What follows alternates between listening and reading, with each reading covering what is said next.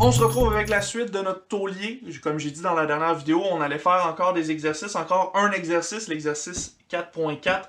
On va faire cet exercice-là ensemble encore juste pour s'habituer encore un petit peu au taulier, puis voir dans quel genre de situation est-ce que ça peut nous être utile. Donc ici, c'est un exercice de taulier. La première chose qu'on va faire, comme d'habitude, c'est d'aller lire le problème. Donc on va lire le problème. Donc à l'exercice 4.4, ce qu'on nous donne comme information, c'est qu'on a une échelle de 4 mètres de longueur. Donc, première information qui est intéressante, et cette échelle de 4 mètres de longueur, elle est appuyée contre un mur. On nous dit que le pied de l'échelle glisse sur le sol glacé et s'éloigne du mur à une vitesse de 1,5 mètres par seconde. Ce sont les deux seules informations qu'on nous donne. On n'a pas grand-chose dans ce problème-là qui nous a été donné. Donc, il va falloir travailler avec ces deux informations-là pour pouvoir trouver ce qu'on est en train d'étudier. Ici, le schéma va être super important pour bien comprendre ce qu'on est en train de faire. Maintenant qu'on a lu notre problème, on a ce qu'il faut pour commencer à travailler. La première question qu'on se pose en A, c'est à quelle vitesse le sommet de l'échelle qui reste en contact avec le mur descend-il lorsque ce dernier est situé à 3,2 mètres du sol? Bon, ici, à première vue, ce problème-là, il a l'air assez complexe. Vite comme ça, je suis pas certain de ce que je vais devoir faire. Donc, pour bien illustrer mon problème, je vais y aller avec un schéma. On s'est dit qu'on avait un mur et que sur ce mur-là, il y a une échelle. L'échelle mesure 4 mètres et elle est adossée, elle est à côté sur le mur. Donc, il y a une distance, disons X, entre le pied de l'échelle et le mur et une distance, disons Y, entre le haut de l'échelle et le pied du mur. Donc, entre le haut de l'échelle et le sol. On a dit que notre échelle était sur un sol glacé. Donc, lorsque l'échelle ici est sur le sol glacé, elle glisse. Donc, elle glisse vers le bas. Elle est attirée là, par la gravité vers le plus loin du mur comme ça. Donc, le haut de l'échelle descend vers le bas du mur. Mais nous, ce qu'on sait, c'est que le pied de l'échelle s'éloigne à une vitesse de 1,5 mètres par seconde. Et on cherche à quelle vitesse le sommet de l'échelle va s'approcher du sol. Donc ici, il va falloir trouver un lien entre le pied de l'échelle et le sommet de l'échelle, et il va falloir aller chercher des tauliers à l'intérieur de ce problème-là. Donc, une fois qu'on a identifié ça ici, une fois qu'on a fait notre schéma, on va se donner des variables qui sont intéressantes. Donc, on va commencer par définir x. X, qu'est-ce que c'est? C'est la distance entre le pied de l'échelle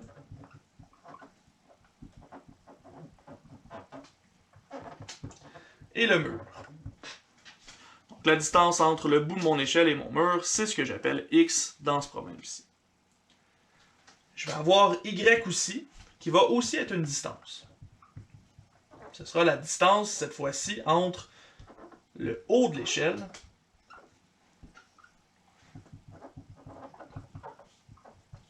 et le sol.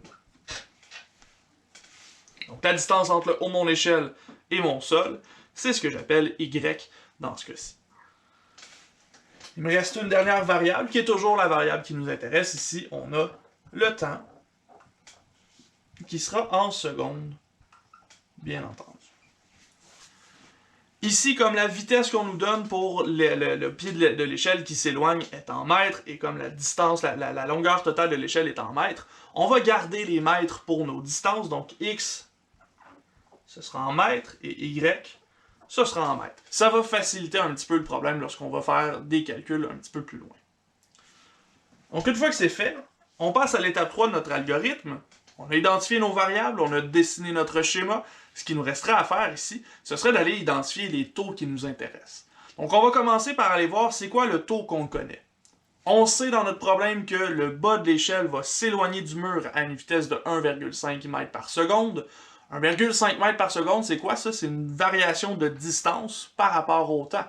Donc on sait que la variation par rapport au temps de la distance à l'horizontale, donc de x, est égale à 1,5 mètres par seconde.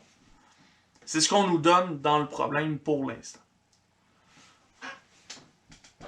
Ce qu'on cherche maintenant, c'est la variation de la position en y par rapport au temps. Et on cherche ça lorsque y égale 3,2 mètres. Donc voilà, on a ici une situation qui a été un petit peu plus définie déjà ici, avec les deux premières étapes qu'on a faites. Maintenant, à l'étape 4, on cherche quel est le lien entre notre y à la verticale et notre x à l'horizontale. Ben ici, on remarque que le triangle, l'échelle qu'on utilise forme un triangle avec le mur et le sol. Donc, c'est exactement cette relation-là qu'on va utiliser. Le mur, il est à 90 degrés du sol, donc on sait qu'on a un triangle rectangle. Et on a un beau petit théorème qui nous est donné par le mathématicien Pythagore qui nous indique que x au carré plus y au carré, c'est égal à notre plus long côté au carré. Donc, à 4 au carré. En d'autres termes, x carré plus y carré est égal à 16. On a donc un lien qui existe entre x et y. Ici, on est capable de retrouver x et de retrouver y à partir du triangle carré qui est ici avec le théorème de Pythagore. Avec cette équation-là qu'on vient de se donner, on peut aller faire de la dérivation implicite. Donc, on va dériver par rapport au temps le côté gauche de l'équation x carré plus y carré. Et ça, ce sera égal, évidemment, à la dérivée par rapport au temps du côté droit. Donc, le 16 qui nous reste. On fait cette dérivation implicite-là. Du côté gauche, on dérive individuellement x carré et y. Donc, dérivée par rapport à t de x carré, plus la dérivée par rapport à t de y au carré. C'est égal à la dérivée par rapport à t de 16. 16, c'est une constante, donc ça donne 0 pour notre dérivée. On poursuit nos dérivées ici. On a dérivée par rapport à t de x au carré. Ben, dérivée de x au carré, déjà, c'est 2x. Et x par rapport à t, on va avoir dérivée de x par rapport à t. Et ça, c'est correct qu'on le fasse apparaître, hein, parce qu'on le connaît. On sait que c'est 1,5 mètres par seconde. Ensuite, dérivée de y carré, ben ça c'est 2y, et on doit multiplier par la dérivée de y par rapport au temps. Donc, dérivée de y par rapport à t, ça tombe bien, c'est ce qu'on cherche. Donc, c'est correct que ce soit apparu aussi, ça ici. C'est quelque chose qu'on a de besoin. Et tout ça, c'est égal à 0. Donc, il ne nous resterait plus pour finir notre dérivation implicite qu'à isoler dy dt. Donc, on va avoir 2y dy dt qui est égal à moins 2x dx dt. J'ai pris ce qu'il y avait ici et je l'ai envoyé de l'autre côté de l'égalité. Ce qui veut dire que dy dt, pas dx, c'est égal ici à moins 2x sur 2y fois dx dt. Les deux vont se simplifier. Donc, il va nous rester moins x sur y fois dx sur dt. Si cette équation-là, c'est celle qu'on va utiliser à notre dernière étape pour solutionner notre problème. Maintenant qu'on sait que la dérivée de y par rapport au temps est égale à moins x sur y fois dx sur dt, je sais que y vaut 3,2 mètres, donc il ne me reste plus qu'à évaluer ma dérivée ici. Donc la dérivée à ce moment-là, dy dt lorsque y égale 3,2, ce sera égal à moins x sur 3,2 fois dx dt. On sait c'est quoi? C'est 1,5. Mais là, est-ce que je peux évaluer ça? Parce que là, j'ai un x qui est apparu. Hein? J'ai un x qui est apparu et j'ai pas de valeur de x. Qu'est-ce que je fais pour solutionner mon problème ici? Pour solutionner mon problème, je vais revenir à mon étape 4. Étape 4, j'ai établi un lien entre les variables x et y. Donc, si j'étais capable d'isoler mon x en haut, je pourrais donner sa valeur ici dans mon équation. Donc, je vais le faire en rouge ici à côté. De cette façon-là, si j'isole le x, je vais avoir que x est égal à plus ou moins la racine de 16 moins y au carré. Je prends 16, je lui enlève le y qui est au carré de ce côté-là et je lui fais sa racine carrée. De cette façon-là, on va obtenir effectivement que x est égal à plus ou moins la racine de 16 moins y carré. En particulier, si y égale 3 demi, x, ce sera égal à plus ou moins la racine de 16 moins 3,2 au carré. Et ça, c'est environ égal à plus ou moins 2,4. Et là, ici, on a le plus ou moins parce qu'on a une racine, mais nous, évidemment, un x négatif, ça voudrait dire qu'on est de l'autre côté du mur. Ça ne nous intéresse pas, donc on va négliger le négatif et on va prendre le 2,4 directement. Donc à ce moment-là, je peux dire que ma dérivée, elle sera égale à moins 2,4 sur 3,2 fois 1,5, qui est égal à moins 1,125 mètres par seconde. On se rappelle qu'on parlait d'une distance en grec par rapport au temps, donc on a effectivement des mètres par seconde. Donc avec ça, on obtient que le y réduit de 1,125 mètres par seconde lorsque le x augmente de 1,5 mètres par seconde.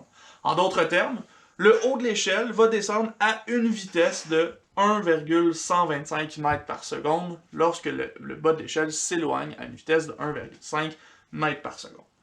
Notre vitesse étant négative, ça nous indique qu'on est effectivement en train de descendre, donc on est confiant que cette réponse-là, elle a tout à fait du sens. Donc c'est ce à quoi on s'attendait ici. On pourrait conclure en disant que notre sommet d'échelle descend à une raison de 1,125 mètres par seconde lorsque le x s'éloigne à 1,5 mètres par seconde et que le y est situé à 3,2 mètres du sol. Donc ça fait le tour de ce deuxième exemple-là. Il nous reste encore le B à faire, donc je vais réeffacer, on va regarder qu'est-ce qu'on a maintenant à faire en B, et cette fois-ci, on va parler d'un angle plutôt que d'une distance. On va voir que notre taulier, il peut s'appliquer aussi sur des degrés, sur des radians, plutôt que sur des distances en X ou en Y. On poursuit maintenant avec le B, donc le B, dans ce cas-ci, on va lire le problème ensemble. Cette fois-ci, on s'intéresse au rythme que l'angle que fait le pied de l'échelle avec le sol change. Donc ici, on a besoin de notre angle entre le pied de l'échelle et le sol, et on va aller chercher encore à la même situation lorsque ici on est situé à 3,2 mètres du sol. Les mêmes informations que ce qu'on avait en A, mais là ici, on va aller travailler avec un angle. Encore une fois, ce problème-là, pour pouvoir le décortiquer comme il faut, il va falloir qu'on se trace un schéma, comme on l'a fait tantôt. Donc, on a déjà ce schéma-là, il va nous falloir l'angle à rajouter sur ce schéma-là, et on va obtenir les informations qui nous intéressent ici. Maintenant qu'on a lu le problème, on peut déjà faire notre première étape, qui est d'établir notre schéma, d'établir nos variables. Et là, le schéma, on se rend compte que c'est pas mal la même chose. Hein? On a toujours la même échelle de 4 mètres, on a toujours un x à l'horizontale, un y à la verticale. Mais là, la différence, c'est qu'on travaille sur un angle entre l'échelle et le sol. Donc, il va falloir aller le chercher, cet angle-là. On va donc l'ajouter sur notre schéma. On va avoir un angle θ qui va être formé entre le sol et notre échelle.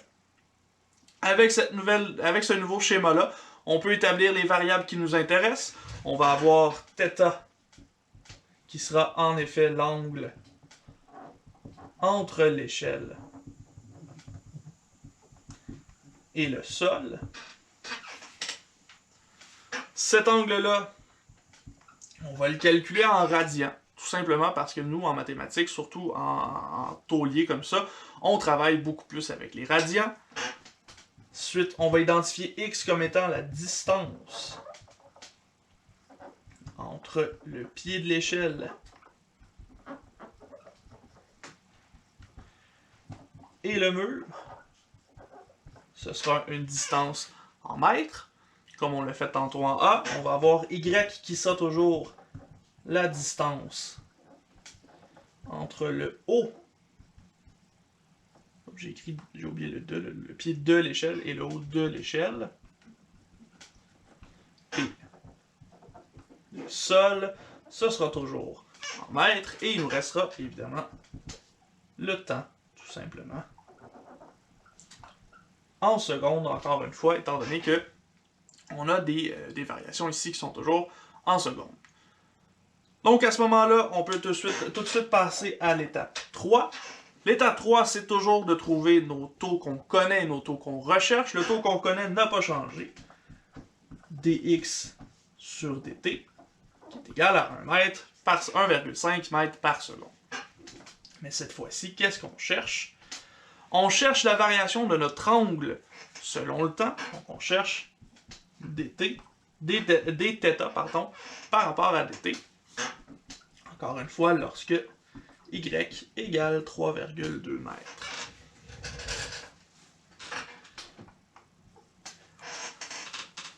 Et là, maintenant, il va falloir qu'on travaille sur notre triangle qui est ici pour trouver c'est quoi le lien entre θ et les variables qu'on connaît. Donc, on sait que x varie par rapport au temps, on veut trouver dθ par rapport au temps, donc on va chercher un lien entre θ et x. Donc ici, il va falloir qu'on utilise notre triangle rectangle pour trouver un lien entre θ et x. Donc dans ce triangle-là, on a plusieurs rapports trigonométriques qui sont possibles. Celui qui utilise x notamment et qui n'utilise pas y, donc on ne veut pas s'ajouter des variables pour rien. Ici, on va prendre celui qui utilise le x et l'hypoténuse. Ce rapport-là, c'est que cos de θ est égal à x sur 4. Donc on prend la valeur de l'adjacent sur l'hypoténuse. Et ça nous donne un beau petit lien qui existe entre notre angle θ et notre variable x.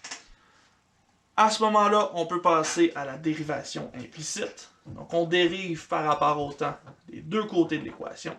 Cos de θ va être égal à la dérivée par rapport au temps de x sur 4. Dérivée de cos, c'est moins sin de θ. Mais là, on cherche à dériver par rapport au temps. Donc, comme θ, c'est une fonction, on va dériver aussi θ par rapport au temps. Ça tombe bien, c'est ce qu'on cherche, donc c'est normal que ça apparaisse ici. De l'autre côté de l'équation, on dérive par rapport au temps x sur 4. Donc, on dérive x sur 4, bien ça ici, ce sera tout simplement 1 sur 4, multiplié par la dérivée de x par rapport au temps. Donc, dérivée de x par rapport au temps. Je vous rappelle que x, c'est toujours une fonction du temps, donc on doit multiplier par sa dérivée par rapport au temps aussi. Et ça, c'est correct parce qu'on le connaît, hein, on nous l'a donné déjà dans le problème, donc c'est normal qu'on obtienne ça ici. À ce moment-là, pour terminer ma résolution ici, je vais isoler mon dθ sur dt. Donc je vais avoir 1/4 fois dx dt qui sera divisé par moins sin, donc j'envoie mon sin de l'autre côté pour que ce soit possible de le calculer. Ici, on peut réorganiser un petit peu nos termes pour que ce soit plus joli. On va avoir moins dx sur dt divisé par 4 fois sin de θ. Donc mon moins, je l'ai renvoyé au-dessus. Mon 1/4, j'ai envoyé la division par 4 en dessous de ma fraction. Et j'obtiens quelque chose d'un petit peu plus joli pour pouvoir le calculer tout à l'heure.